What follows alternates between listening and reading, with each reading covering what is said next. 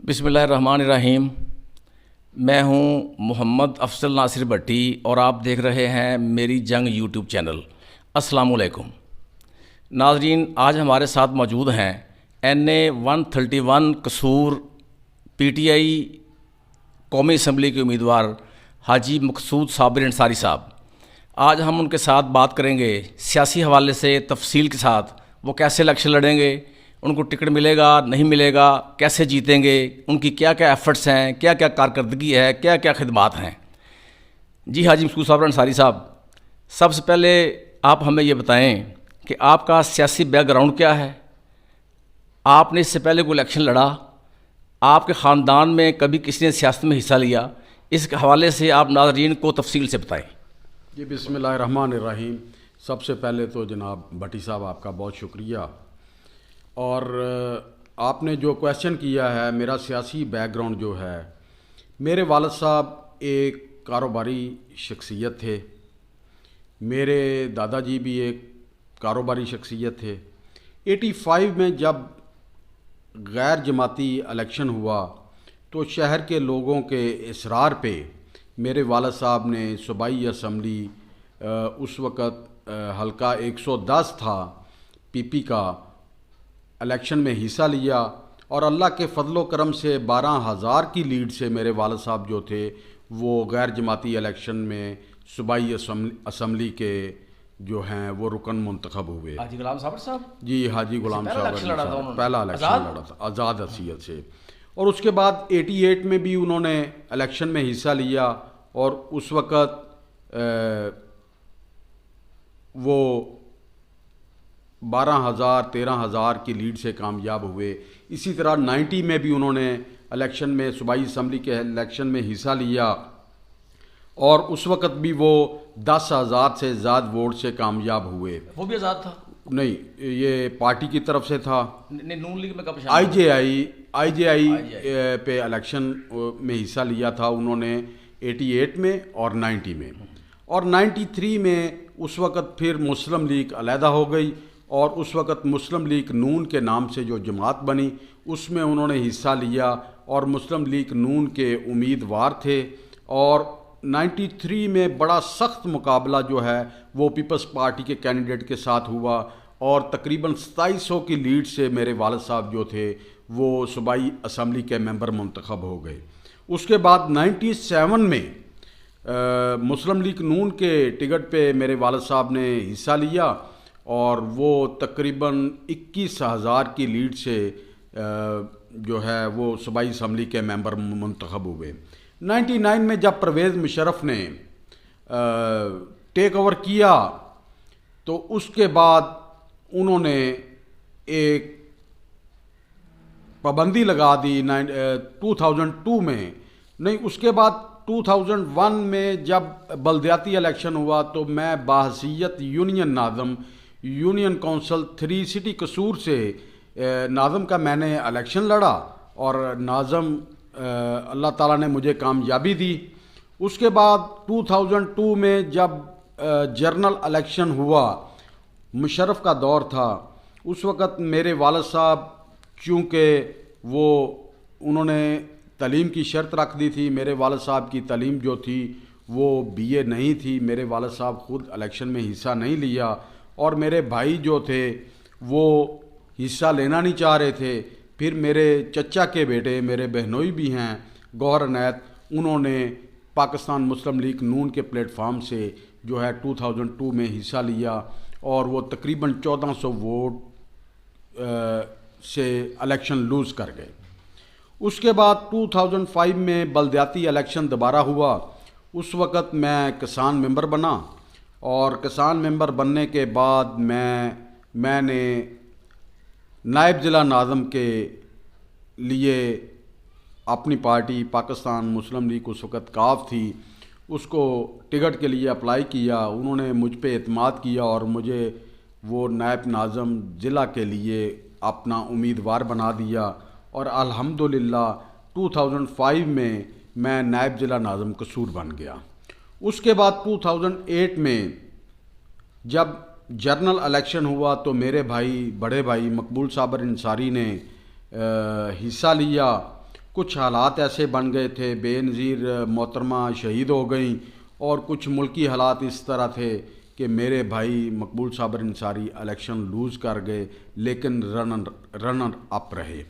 उसके बाद 2013 में हमने इलेक्शन में हिस्सा नहीं लिया, और उसके बाद 2018 में जब जनरल इलेक्शन हुआ तो पीटीआई की तरफ से मुझे सूबाई असम्बली का टिकट मिला, और मैंने सूबाई असम्बली का इलेक्शन लड़ा। तकरीबन 26,000 के करीब मैंने वोट लिए, सेकंड नंबर पे आया, और उसमें जो मुस्लिम लीग नून थी भारी अक्सरियत से कामयाब हुई। लेकिन ये मेरी और मेरे ख़ानदान की एक सियासी बैकग्राउंड है। हमने जितनी भी सियासत की है उसमें हमारी सोच, हमारा नज़रिया, हमारा मकसद सिर्फ़ और सिर्फ अवामी खिदमत है। हम अवामी खिदमत के लिए मैदान में उतरे हैं, और इंशाअल्लाह सियासत जब तक करेंगे, अवामी खिदमत करेंगे, इसको सवाब की नीयत से करेंगे, मज़लूम अवाम की खिदमत करेंगे, और इंशाअल्लाह अपने इलाके के लिए, अपने हलका के लिए अच्छे काम करेंगे। अल्लाह ताला की ज़ात ने अगर मौका दिया तो इंशाअल्लाह ज़रूर करेंगे। अच्छा, आपके वालिद साहब ने मजमूई तौर पर 5 दफ़ा MPA बने थे? जी, मेरे वालिद साहब 5 दफ़ा MPA बने हैं मुसलसल। अच्छा, इस सब ये बताएं कि आप NA के उम्मीदवार हैं, आप उम्मीदवार कौमी असम्बली हैं NA 131 से, तो आपकी मजमूई तौर पर पॉलिसी क्या है, आपकी पार्टी की पॉलिसी क्या है टिकट देने की? जी, हमारी पार्टी की जो भी पॉलिसी है वो लिस्टें जो हैं वो तैयार हो चुकी हैं। हमारे कायद इमरान खान जो हैं वो उन लिस्टों का जायज़ा ले रहे हैं, और किसी भी सूरत में हमारे खान साहब हर सूरत में ये चाहते हैं कि हम आने वाले जनरल इलेक्शन में 2/3 अक्सरियत से कामयाब हों, ताकि जो मसले मसाइल आते हैं, जो ब्लैक मेलिंग आती है, जब मुल्क की तरक्की के लिए कोई इक़्तिदाम उठाया जाता है तो पीछे से किसी ना किसी पार्टी की जो है ब्लैक मेलिंग आती है। हमारे खान साहब चाहते हैं कि ब्लैक मेलिंग ख़त्म हो जाए, हम 2/3 अक्सरियत से कामयाब हों, और टिकटों की तकसीम में और पैनल बनाने के लिए अच्छे इक़्तिदाम किए जाएँ। और हमारे खान साहब इंशाअल्लाह जो टिकटों की तकसीम करेंगे इंशाअल्लाह वो फ़ाइनल करेंगे। फ़ाइनल अथॉरिटी हमारे खान साहब हैं, वो जब टिकटों की तकसीम करेंगे तो इंशाअल्लाह मुझे उम्मीद है कि वो बड़े बेहतर तरीके से और पूरी रिपोर्ट्स लेके वो उन पे कैंडिडेट जो हैं वो उनको टिकट दिए जाएंगे। जी, हाजी मकसूद साबर अंसारी साहब, ये आप बताएं कि आपकी क्या गुज़िश्ता कारकर्दगी है, आपकी क्या खिदमात हैं पार्टी के लिए, और आपकी क्या बुनियाद है, आप किस बुनियाद पर समझते हैं कि इतने कैंडिडेट्स में से आपको NA 131 का कौमी असम्बली का PTI का टिकट मिलेगा? जी, खिदमात की जो बात है वो कहते हैं कि नेकी कर और दरिया में डाल, और ऐसी बात है कि खिदमात तो हर वक्त खिदमत के लिए हाज़िर हैं। हर वक्त 24 आवर जो हैं मेरी जो खिदमत है वो अपनी आवाम के लिए हाज़िर है। अपनी आवाम के काम के लिए मैं आउट ऑफ सिटी किसी वक्त जाता हूँ, लेकिन हर वक्त 24 आवर मैं अपनी आवाम के लिए, अपने हलके की आवाम के लिए अवेलेबल हूँ। और रह गई बात बाकी खिदमात की, अल्लाह ताला ने अगर मौका दिया तो इंशाल्लाह देखें, मेरा शहर कसूर है, और जब मैं नायब जिला नाज़म था तो उस वक़्त इलेक्शन से पहले मैंने कसूर शहर के लिए जो फंड्स रखे थे, कसूर शहर की रोड्स को अपग्रेड करने के लिए, और कसूर शहर के लिए रोई नाला जिसकी तमीर हो चुकी है उसके लिए फ़ंड्स रखे थे। 78 करोड़ रुपया एक रखा था, और 43 करोड़ रुपया वो हमें उस वक़्त के वज़ीर आला परवेज़ लाई की तरफ से मिला था रोई नाले के लिए। और मेरा आइंदा भी यही प्लान है कि जब अल्लाह ताला मौका देगा तो इंशाल्लाह कसूर शहर की जो रोड्स आज टूट फूट का शिकार हैं, और वो दोबारा उनको अपग्रेड करने के लिए करेंगे, और रोई नाले का जो बकाया काम है, जो बाकी बच गया है, उसको मुकम्मल करने के लिए इंशाल्लाह भरपूर मेहनत करेंगे। अच्छा, इस सब एक और क्वेश्चन है, बड़ा पर्सनल सा है। अगर आपको टिकट नहीं मिलता कौमी असम्बली का, फिर आपकी हिकमत अमली क्या होगी? और अगर पार्टी ये चाहती है कि आपको एमएनए की बजाय एमपी का टिकट दिया जाए तो फिर आपकी क्या सियासी हिकमत अमली होगी और आपका क्या रिएक्शन होगा?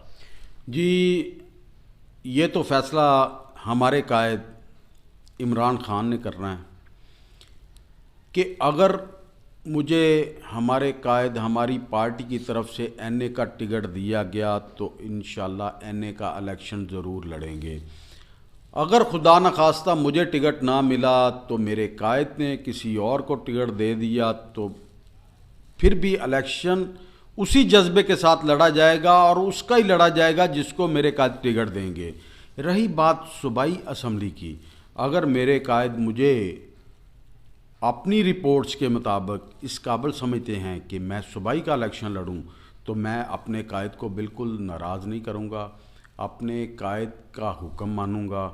और इंशाल्लाह इस पे, क्योंकि इसमें एक छोटी सी प्रॉब्लम ज़रूर आ रही है कि हमारा आज तक 2013-2018 में पैनल जो है वो पार्टी की तरफ से अच्छा नहीं बन सका।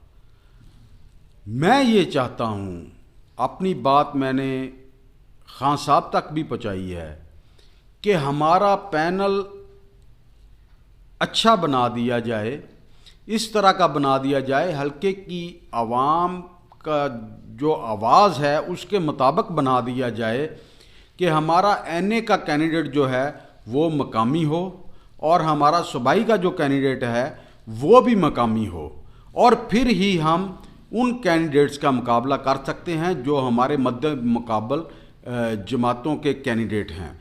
और जब ऐसा फैसला, हाँ, अगर हमारी पार्टी ने ऐसे फैसले किए, खुदा न खास्ता कि कोई हमें इम्पोर्टेड कैंडिडेट दे दिया, वैसे देंगे नहीं, हमारी पार्टी देगी नहीं। हम देखें, हमारी पार्टी का, हमारे कायद का बयानिया है कि हमें इम्पोर्टेड हुकूमत नामंजूर है। तो जब इम्पोर्टेड हुकूमत नामंजूर होगी तो हमें इम्पोर्टेड कैंडिडेट भी जो है वो भी नामंजूर होगा। हम बाहसीयत कारकुन अपना मुतालबा खान साहब तक पहुँचा चुके हैं और खुदा न खास्ता अगर कोई इम्पोर्टेड कैंडिडेट आया तो हम अपना मुतालबा अपने कायद तक ज़रूर पहुँचाएँगे, क्योंकि हमारे लिए ज़रूरी ये है कि हमारी पार्टी एक अच्छा पैनल दे ताकि हम भरपूर तरीके से, भरपूर अंदाज से अपनी इंतखाबी मुहिम शुरू कर सकें और बाकी पार्टियों के उम्मीदवारों को शिकस्त देकर अपने नुमाइंदों को अवाने बाला तक पहुँचाएं। ऐसा आपने बहुत लॉजिकल बात की है, ये कैंडिडेट वाली, ये आपकी बिल्कुल रियलिस्टिक बात है। जब तक बंदा यहाँ से लोकल नहीं होगा इलेक्शन मुश्किल है जीतना उसके लिए, चाहे वो एमपी है चाहे वो एमएनए, ये आप सही फरमा रहे हैं। अच्छा, दूसरा क्वेश्चन ये है, सब अगर आप एमएनए का टिकट मिल जाता है, आपको कौमी असम्बली का टिकट मिल जाता है पीटीआई की तरफ से, तो आप नीचे दोनों हल्कों में से कौन कौन से एमपी लेना चाहेंगे?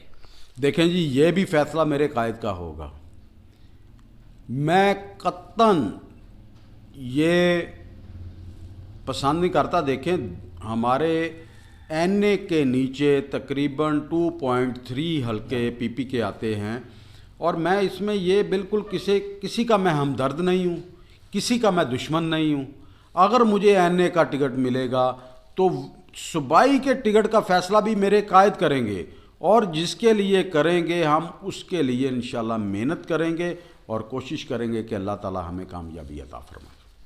अच्छा, ऐसा भी बताएं कि आप क्या समझते हैं कि जो पिछला इलेक्शन आपने लड़ा है उसमें आपने 24-25 हज़ार वोट लिया था एमपीए का, तो अब आप एनए का इलेक्शन लड़ रहे हैं या एनए का लड़ते हैं, जो भी टिकट आपको मिलता है, एमपीए का मिल गया, एमएनए का मिल गया, तो आप क्या समझते हैं कि आपको इस मरतबा जो इलेक्शन लड़ रहे हैं आप, इसमें क्या इंप्रूवमेंट, आपके वोट्स में क्या मतलब बेहतरी आएगी? क्या वोट बैंक बढ़ेगा? तो क्यों बढ़ेगा? क्या वजह है कि, या आपकी क्या आपने कोई ऐसा कारकर्दगी की है या कोई खिदमात की हैं अवाम की कि आपको ज़्यादा वोट पड़ेगा और आप इलेक्शन जीतेंगे? देखें जी, सबसे पहले तो जमात, जी जी, मेरी जमात की जो हुकूमत थी और जो हालात थे इंटरनेशनल, और जैसे कोरोना का वार दुनिया में चल गया और आज दुनिया मानती है कि पाकिस्तान ने जिस तरीके से अपनी आवाम को, अपनी मशीयत को संभाला है, आज मिसाल दे रही है दुनिया के पाकिस्तान के हुक्मरानों ने अच्छे तरीके से संभाला था।